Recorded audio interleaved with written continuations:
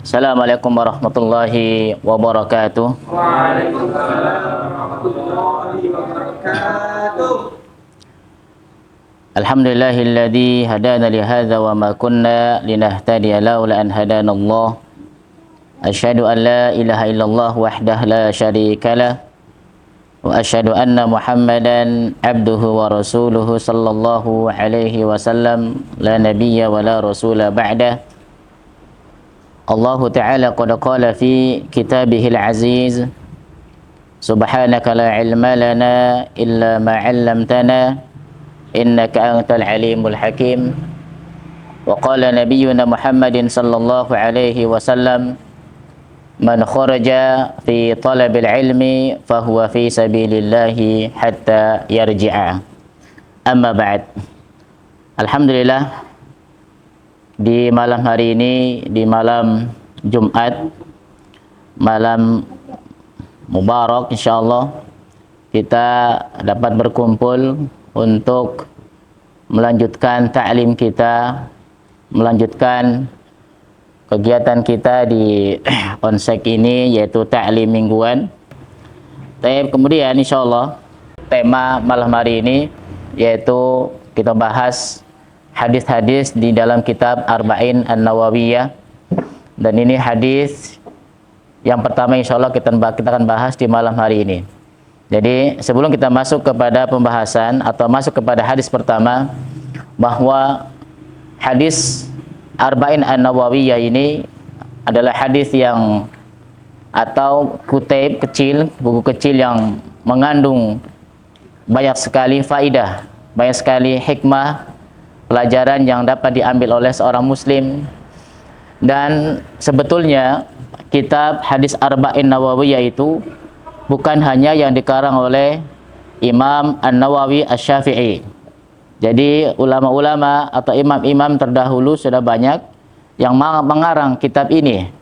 Ya, ada yang mengatakan Arba'in Kulliyah atau kitab, atau ada ada menyebutnya dengan hadis kulliyah, dan berbagai macam penamaan-penamaan yang mereka karang, yang intinya adalah mereka menghimpun hadis-hadis pokok penting yang ada di dalam din atau di syariat Islam ini. Nah, yang karya yang fenomenal ini, yaitu karyanya Imam Nawawi rahimahullahu ta'ala, ini adalah karya yang sampai saat ini masyhur dan terkenal di kalangan umat, di kalangan kaum muslimin seantero dunia. Karena mungkin sebabnya ada tujuan-tujuan kalau ulama-ulama terdahulu ketika mengarang kitab Arba'in ini, mereka ada yang bertujuan untuk memfokuskan kepada hadis-hadis yang sahih. Misalkan ada di antara mereka yang memfokuskan hadis-hadis yang tanpa ada celak di sana sedikit pun. Ada juga hadis-hadis yang mengenai tentang tauhid atau tentang akidah. Lah, untuk Imam An-Nawawi rahimahullahu ta'ala, beliau menghimpun hadis, ya, yang mana sebelumnya itu ada 27 hadis, lalu beliau tambahi sehingga kurang lebih sekarang ada 42 hadis. Jadi dinamakan Arba'in, itu adalah 40, bilangan 40, namun dalam bahasa Arab, ya, itu tidak berarti 40 klek atau 40 pas. Karena kata-kata arba'in atau kata-kata khomsin, kata-kata sab'in, kata-kata thamanin dan seterusnya, itu menunjukkan bilangan bisa atau sebelum angka 100, atau misalkan 40 sekian sampai 50, 50 sekian sampai 60. Jadi kata-kata seperti itu sudah masyhur dan sudah dimaklumi oleh orang-orang Arab. Sehingga kalau kita tengok dari hadis Arba'in Nawawiyah itu ada sekitar 42 hadis, padahal judulnya adalah 40 atau Arba'in.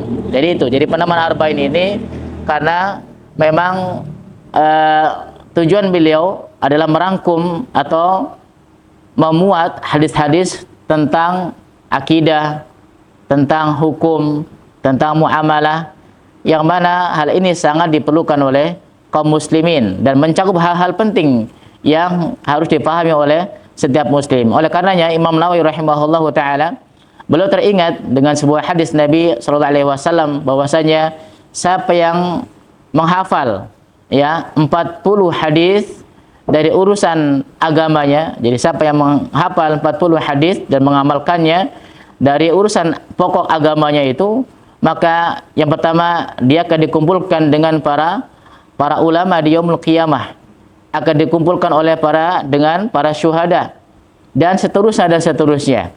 Maka dari itulah banyak para ulama mengarang kitab Arba'in Nawawiyah. Namun hingga saat ini yang masih tersisa dan masih eksis adalah karyanya Imam Nawawi rahimahullahu taala.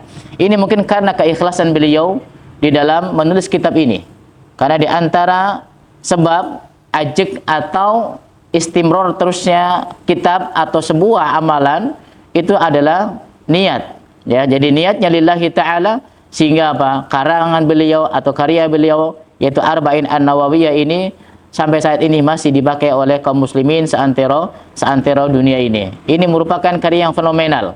Ya, kecil bukunya, hadisnya pun 40-an, tetapi Masya Allah di dalam terdapat banyak sekali faedah manfaat yang kita bisa ambil dari hadis-hadis di dalam kitab Arba'in An-Nawawiyah tersebut.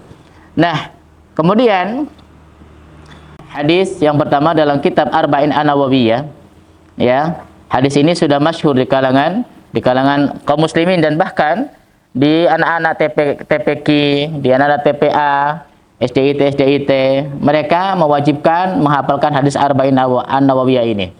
Karena di samping apa? Di dalamnya terkandung pokok-pokok unsur agama ini, pokok-pokok ajaran agama Islam ini, ya. Dan beliau rahimahullahu taala, Imam Nawawi rahimahullahu taala memulai kitabnya ini dengan hadis dalam riwayat atau diriwayatkan oleh Amirul Mukminin, ya. Kita bacakan, an Amirul Mukminin Abi Hafsin Umar bin Al-Khattab radhiyallahu taala anhu qala sami'tu Rasulullah sallallahu alaihi wasallam yaqul innamal a'malu binniyat wa innama likulli imri'in ma nawa faman kanat hijratuhu ila Allah wa rasulih fa hijratuhu ila Allah wa rasulih wa man kanat hijratuhu lidunya yusibuha au imra'atin yankihuha fa hijratuhu ila ma hajara ilaih. Baik, hadis ini diriwayatkan oleh dua imam muhaddits. Rawahu imaman al-muhadditsain Abu Abdullah bin Muhammad bin Ismail bin Ibrahim bin Mughirah bin Bardizbah al-Bukhari, dan juga wa Abul Husain Muslim bin Hajjaj bin Muslim al-Kushairi an-Naisaburi fi sahihima alladzaini asahul kutubil al-musannafah.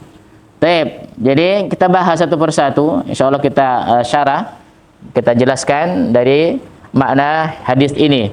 Yang pertama, Amirul Mukminin itu sudah maklum di tengah kaum muslimin bahwa yang dimaksud di sini adalah yaitu Umar ibn Al-Khattab radhiyallahu taala anhu, yaitu kekhalifahan atau khalifah yang kedua, kekhalifahan kaum muslimin yang kedua setelah Abu Bakar As-Siddiq radhiyallahu taala anhu. Baik. Umar bin Al-Khattab sebagaimana kita ketahui bersama, beliau adalah salah satu dari 4 khulafa rasyidin yang dimana kita diperintahkan oleh Nabi untuk serta mengikuti jejak serta ajaran mereka. Ya, apa-apa yang mereka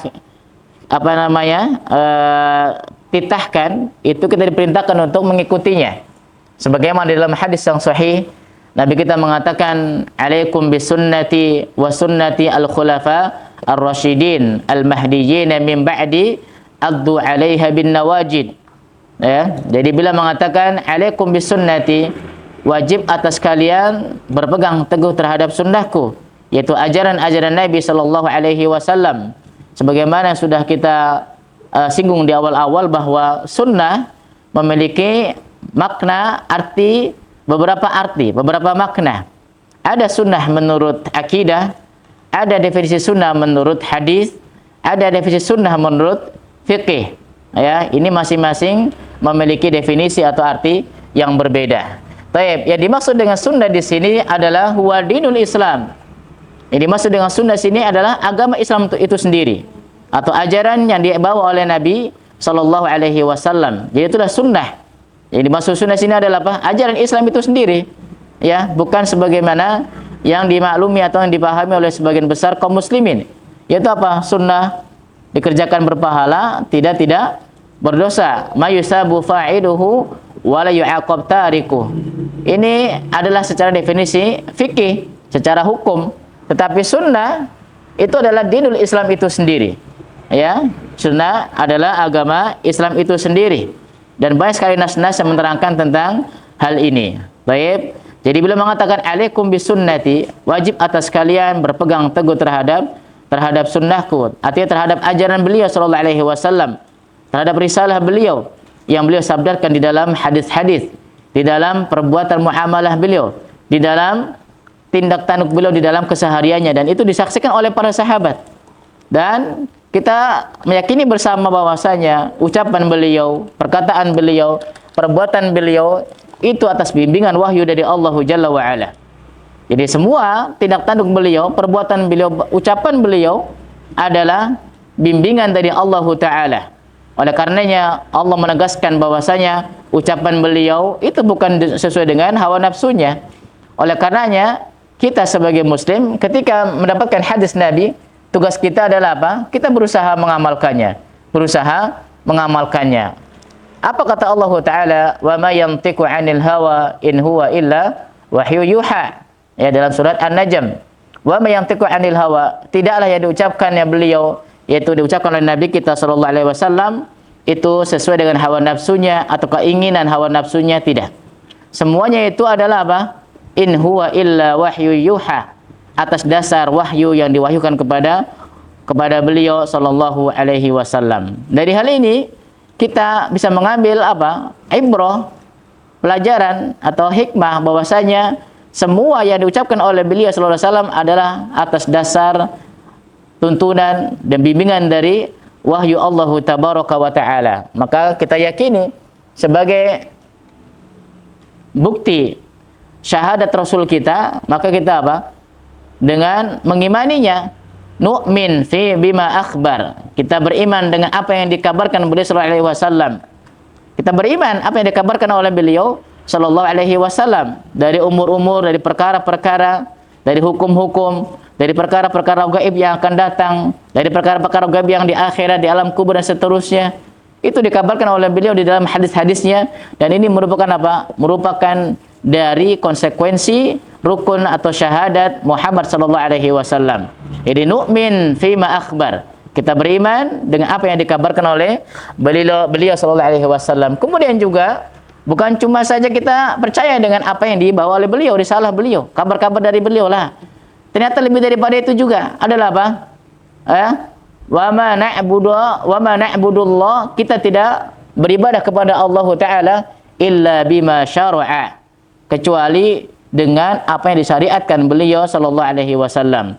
Jadi pertama kita beriman beliau adalah Rasulullah, utusan Allah, kemudian beriman dengan kabar-kabar yang menyertai beliau dalam hadis-hadis dan juga di dalam Al-Qur'anul Karim yang Allah wahyukan kepada beliau. Dan juga apa? Yang tidak kalah penting di antara bentuk beriman kepada beliau adalah kita beribadah kepada Allah Ta'ala bima syara'a, sesuai dengan yang beliau syariatkan. Jadi beribadah kita kepada Allah Ta'ala tidak berdasarkan perasaan kita. Ya, jadi kita beribadah kepada Allah Ta'ala berdasarkan apa?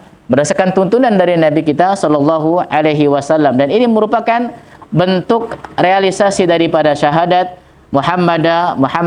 Muhammadur Rasulullah. Taib, itulah Umar ibn al-Khattab. Kita disuruh berpegang kepada mereka juga, ya, yaitu alaikum bisunnati wa sunnati al-khulafa ar-rasyidin. Sebagaimana kita kenal ada 4 khulafa rasyidin yang mu'tabar. Abu Bakar, Umar, Utsman, dan Ali ridwanullah alaihim jami'an. Inilah keempat sahabat beliau yang bahkan juga termasuk kerabat beliau.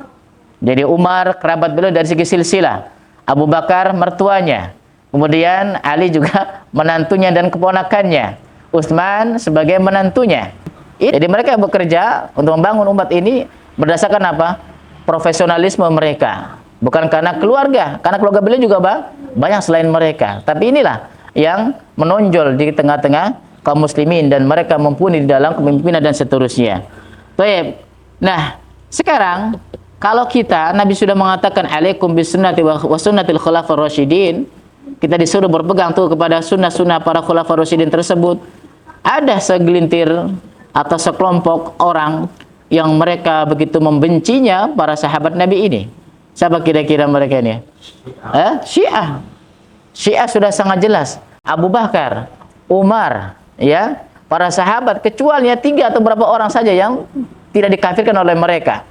Ya, bahkan kalau kita lihat di video-video mereka, bagaimana ibadah mereka, mencaci Abu Bakar, mencaci Umar, Aisyah, Ummul Mukminin, ya, Aisyah finnar.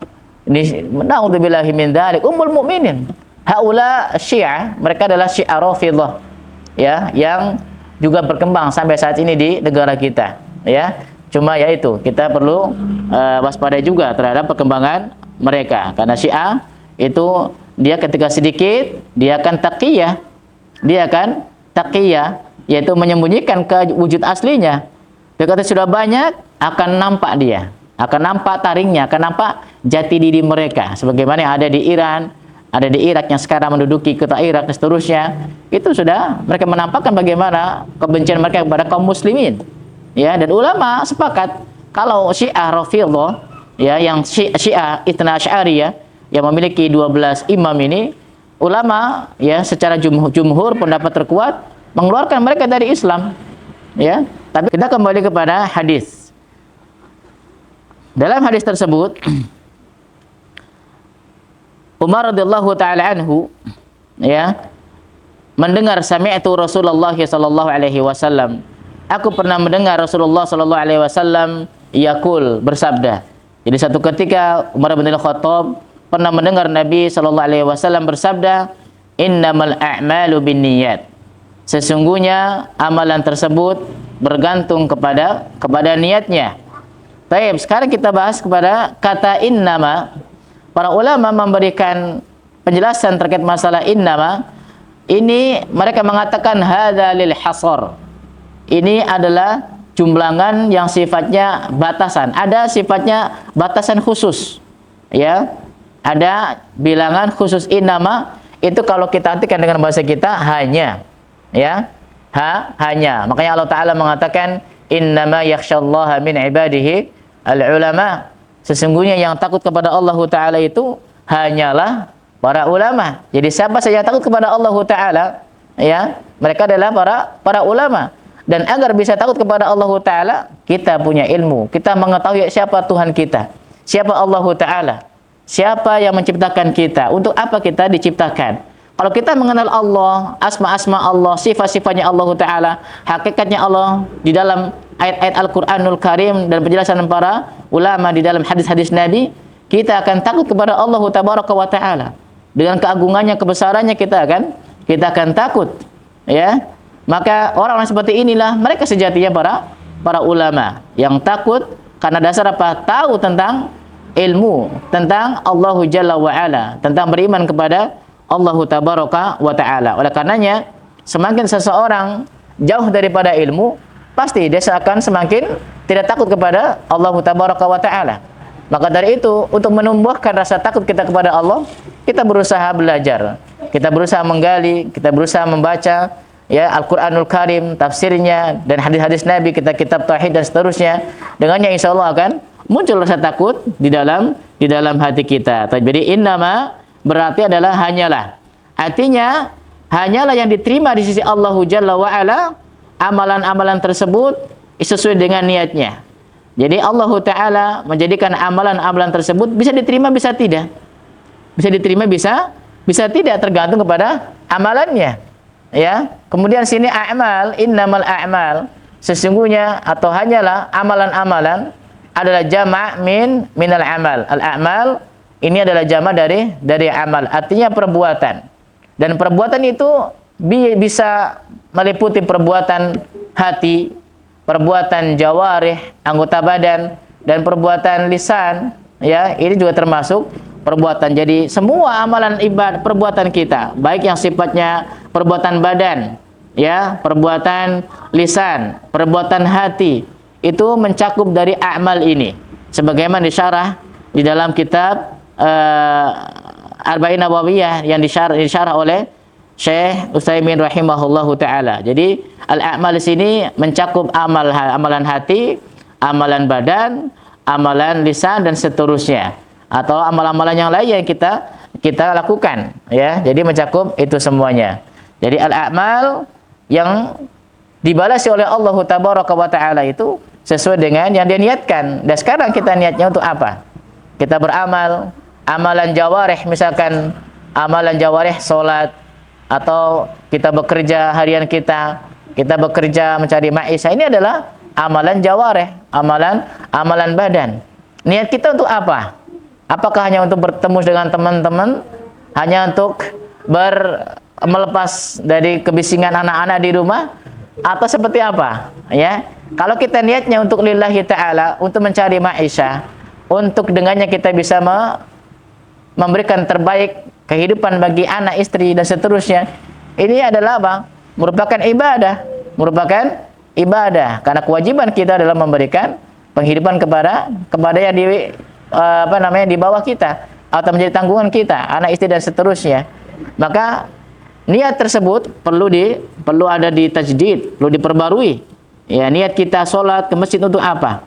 Dan niat, ikhwati fillah, itu adalah fi'lul qalbi. Niat adalah perbuatan hati. Ya, ini mungkin akan ada mungkin istilahnya, mungkin ada berbeda pendapat, ya. Ya, tapi mau diakui itu tidak, bahwa niat adalah perbuatan hati. Ya, an-niyatu fi'lul qalbi. Niat itu perbuatan hati, ya. Jadi kalau seseorang mau ke masjid, itu secara otomatis sudah memiliki keinginan ke masjid. Kita di depan ada makanan, otomatis kita sudah berkeinginan untuk makan. Meskipun dalam hal ini para ulama atau di kalangan kaum muslimin pasti akan ada pro dan kontra. Baik, terkait masalah niat ini, ya. Kita tidak berpanjang dalam masalah niat. Al-muhim, segala amal perbuatan itu bergantung kepada niatnya. Kalau dia lillahi ta'ala, dia akan mendapatkan pahala dari Allah Ta'ala. Kalau tidak lillahi ta'ala, maka apa? Dia tidak akan mendapatkan pahala dari Allah Ta'ala. Ya, dia ke masjid hanya mengharap atau supaya dilihat oleh orang, ya itu yang didapatkan. Ya, dia bekerja karena hanya ingin apa? Mendapatkan gaji saja, ya itu aja yang didapatkan. Ya, dia sekolah misalkan atau belajar hanya pengen bertemu sama orang banyak, hanya itu yang dia dapatkan.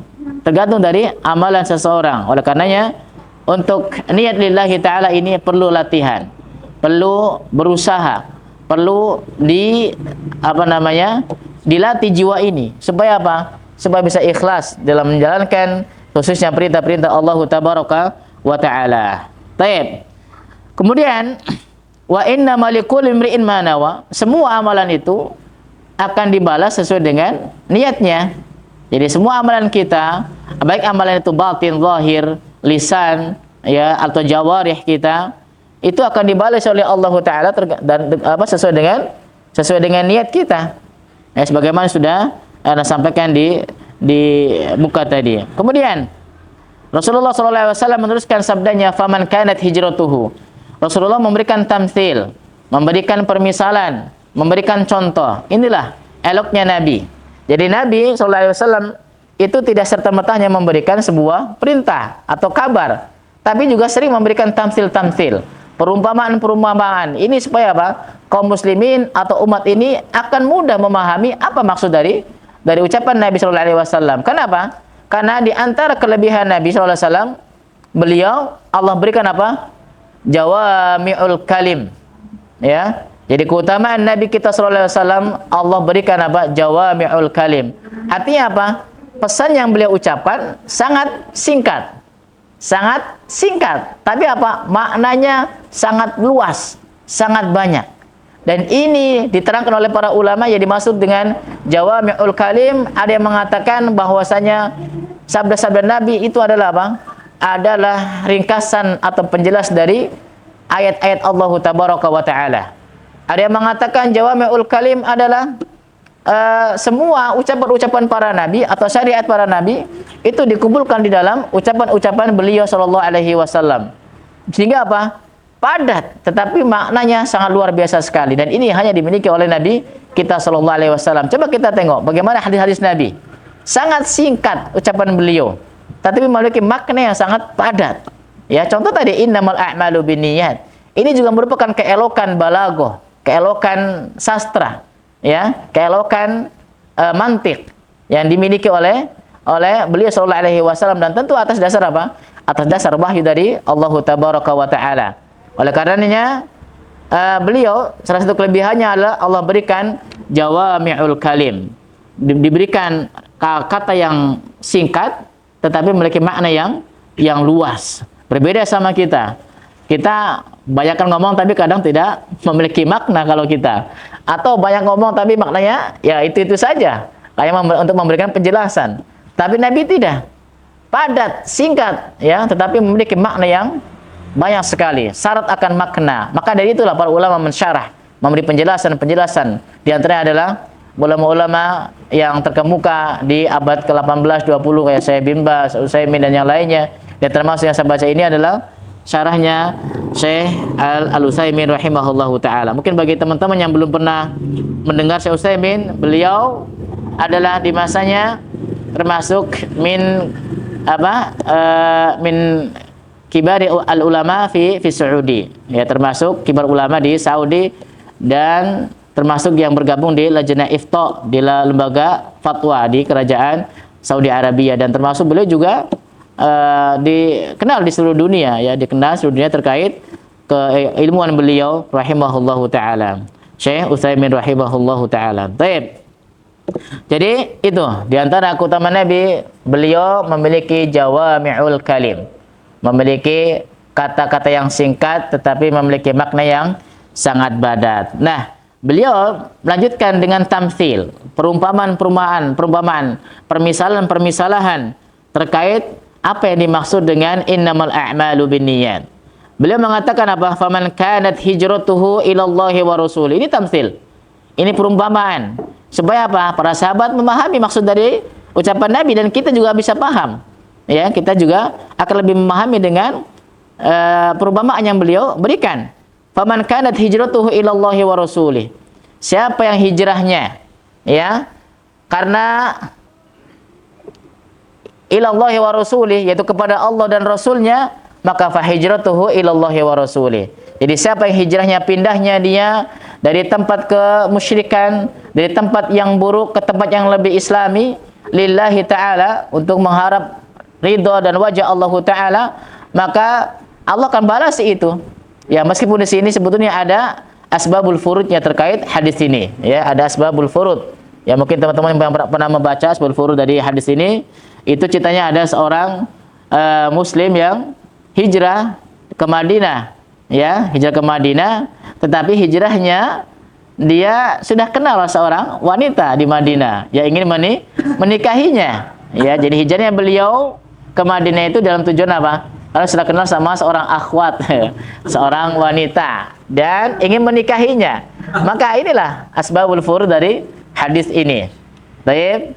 Jadi ikhwas sekalian, teman-teman onsek yang dirahmati Allah Ta'ala, jadi beliau memberikan tamtsil bahwasanya siapa yang berhijrah kepada jalannya Allah Ta'ala, hijrah kepada agamanya Allah Ta'ala, dan juga kepada jalannya Rasulullah SAW, maka hijrahnya sahih, hijrahnya kepada Allah dan Rasulnya.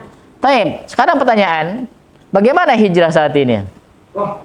Apakah masih ada syariat hijrah atau bagaimana?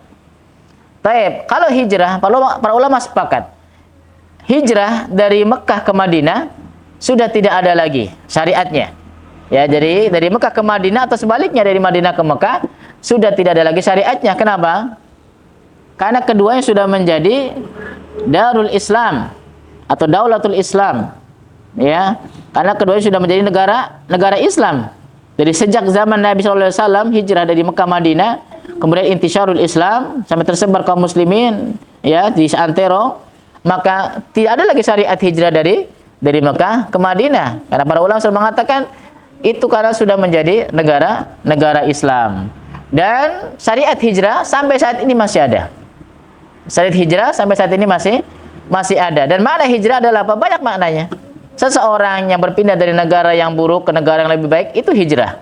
Seseorang yang meninggalkan perkara buruk ke perkara yang lebih baik, itu juga hijrah. Artinya berpindah. Hijrah itu adalah berpindah. Hajaro, yuhajiru artinya berhijrah, meninggalkan. Ya, meninggalkan. Nah, dan hijrah ini akan senantiasa sampai hari kiamat, ada syariatnya. Ada hadisnya, dalam hadis yang sahih, Nabi kita SAW pernah mengatakan, la tanqati'ul hijrata hatta tanqati'ut taubah. Wa la tanqati'ut taubah hatta taghruba syamsi min maghribiha. Hatta taghruba syamsi min maghribiha. Beliau mengatakan bahwasanya hijrah itu tidak akan terputus syariatnya. Akan senantiasa ada syariat hijrah. Ya, sampai kapan? Sampai matahari terbit dari timur barat nih, Mas. Dari arah barat. Artinya sampai hari kiamat hijrah akan senantiasa ada. Jadi hijrah akan selalu ada sampai kiamat. Wala tanqati'u sampai hari kiamat, dan pintu hijrah akan selalu ada. Wala tanqati'ul hijrata hatta taghruba syamsi min maghribiha. Jadi akan selalu ada hijrah itu sampai ya matahari terbit dari arah barat. Artinya kiamat, dunia ini setelah selesai, maka kewajiban hijrah hilang. Ya, jadi mungkin teman-teman di sini ada mungkin dari luar, dari Solo hijrah ke Solo. Ya, antum niatnya untuk apa di sini ya? Ya, insya Allah niatnya antum baik di sini. Ini saya untuk mencari maisha, membantu keluarga, membantu orang tua, dan itu merupakan ibadah, sedekah. Karena seabdul-abdulnya sedekah adalah sedekah kepada karib, kerabat. Afdhalus sedekah ilal aqarib. Jadi sebaik-baik sedekah adalah kepada sanak famili. Ya, makanya ahsan kalau kita bersedekah itu kita lihat ke sanak famili kita dulu. Ya, mungkin adik kita, kakak kita, ibu kita, ya, mungkin paman bibi kita yang masih kekurangan, yang perlu bantuan. Itu ahsan, lebih utama, lebih afdal kita bantu. Ya, meskipun tidak masalah kita bantu orang lain. Ya, kalau kita bantu orang lain juga kita bantu, itu masya Allah ya, merupakan kebaikan yang meningkat, tentunya lebih baik lagi. Baik. Kemudian yang berikutnya, faman kanat hijratuhu lidunya yusibuha, ya, siapa yang hijrahnya dalam rangka untuk dunia. Ya, dia hijrah ke satu daerah dalam rangka untuk mengais dunia. Misalkan sekarang banyak gitu kan, orang jadi TKI, jadi TKW, apa salah? Tidak salah. Tidak salah, ya. Jadi banyak orang berpindah dari negara satu ke negara lain dalam rangka apa? Untuk mencari dunia. Kalau hanya sekedar mencari dunia saja, rugi. Ya, kalau dia niatkan mencari dunia untuk apa? Untuk menghidupi keluarga agar bisa lebih baik lagi, ibadah agar bisa lebih maksimal lagi, bisa untuk berhaji dan seterusnya, bisa lebih bermanfaat bagi kaum muslimin, bagi banyak orang ya dengan harta-hartanya itu. Ini tentu adalah perkara yang sangat mulia di sisi Allah tabaraka wa taala.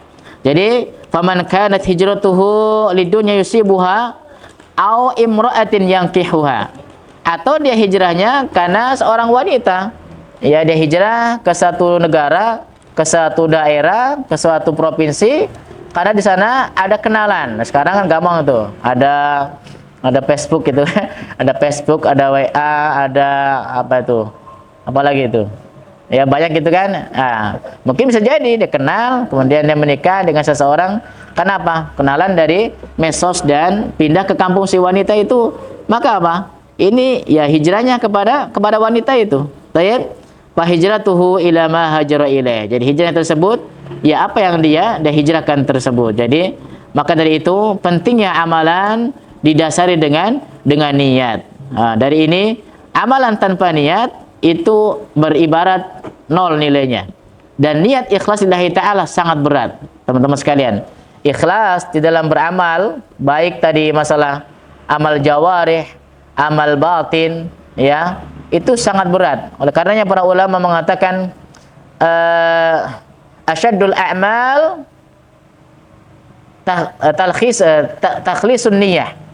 Seberat-beratnya amal adalah mengikhlaskan niat. Karena sangat berat, ya, sangat berat. Dan di antara bentuk amalan seseorang agar diterima oleh Allah Ta'ala, itu harus memenuhi unsur ikhlas, ya tadi ikhlas karena lillahi ta'ala. Yang kedua, ittiba'ur rasul, mengikuti Nabi sallallahu alaihi wasallam. Oleh karena itu, Fudail bin Iyad, salah seorang ulama ya di kalangan tabi'in kalau tidak salah, beliau mengatakan akhlasuhu wa aswabuh. Beliau mengatakan dalam ayat ahsanu amala, yang paling baik amalannya adalah akhlasuhu wa aswabuhu, adalah yang paling ikhlas dan yang paling benar. Jadi amalan yang dikatakan terbaik itu adalah yang paling ikhlas dan yang paling benar. Jadi kalau kita pengen amalan kita baik, yang paling oke, high ya, paling oke lah pokoknya, maka harus memenuhi dua unsur ini, yaitu ikhlas dan benar. Sekarang apa ikhlas itu? Kata beliau rahimahullahu taala, ayyakuna lillah.